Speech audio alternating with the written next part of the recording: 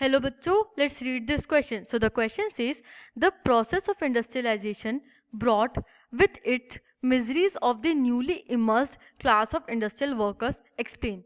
Second part is, explain the miserable conditions of industrial workers in Britain during the 19th century. Third is, how did the abundance of labor in the market affect the lives of workers in Britain during the 19th century? Explain with examples. Fourth is, describe the lifestyle of British workers of the 19th century. And the fifth is, explain how the condition of the workers steadily declined in the early 20th century in Europe. 20th century Europe. यहाँ पे हमसे पूछा गया है कि जो industrialisation के process में वर्कर्स इन्वॉल्व थे, एक सेपरेट क्लास ऑफ वर्कर्स जो डेवलप हो गई थी, उनकी कैसी कंडीशंस थी और वो मिजरी में क्यों जी रहे थे. Let's see the key concept. And the key concept is industrialisation. हम देखते हैं कि एक इंडस्ट्रियलाइजेशन प्रोसेस होता है, वो मेजरली स्टार्ट होता है 17th और 18th सेंचुरी में, जो कि कंटिन्यू करता है 20 और 21st सेंचुरी तक के.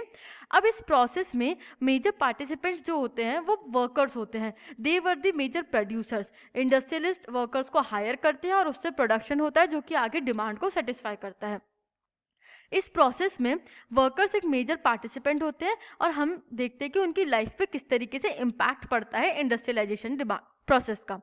Let's see the first point. More workers than demand. There was an abundance of worker in the market than the demand. This had an adverse impact on the lives of the workers. Due to the shortage of work, most failed to get jobs and works at low wages.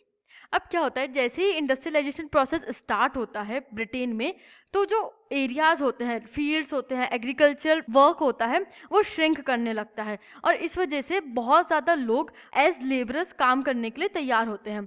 तो यहाँ पे हम देखते हैं कि बहुत workers होते हैं देन द डिमांड. फैक्ट्रीज में उतना काम नहीं होता बट उससे ज़्यादा वर्कर्स होते हैं, इसलिए क्या होता है, शॉर्टेज ऑफ वर्क रहता है हमेशा और एक लार्ज नंबर ऑफ पीपल, बहुत सारे लोग हमेशा अनएम्प्लॉयड रहते हैं, उनको कभी जॉब नहीं मिल पाता है.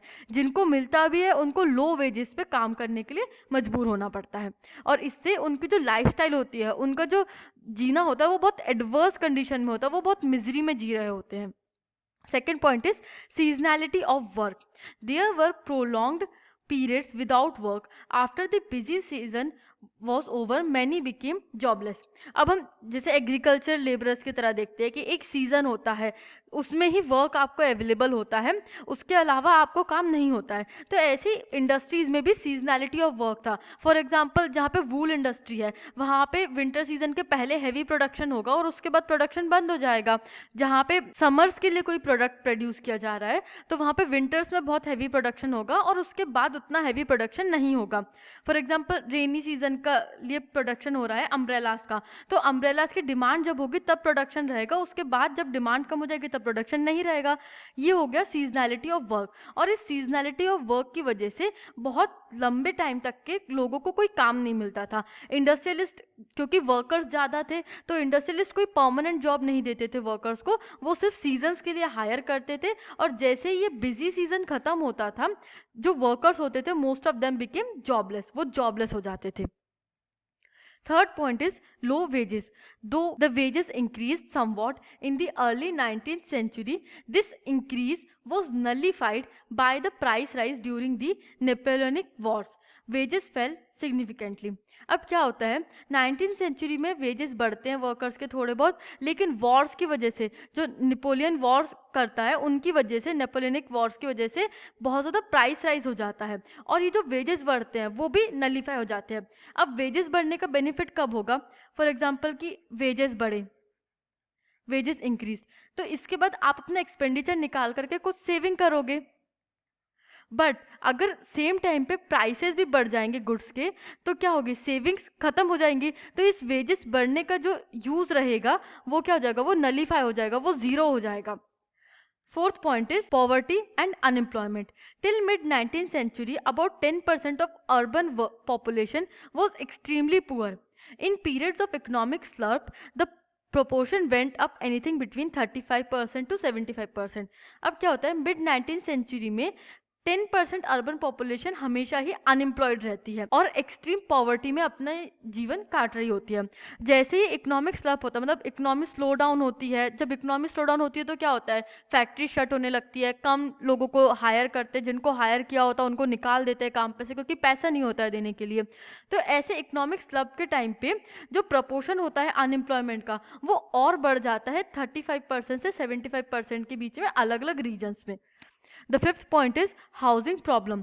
Factory and workshop owners did not house the migrant workers. Many job seekers had to wait weeks, spending nights under bridges or in government run shelter houses.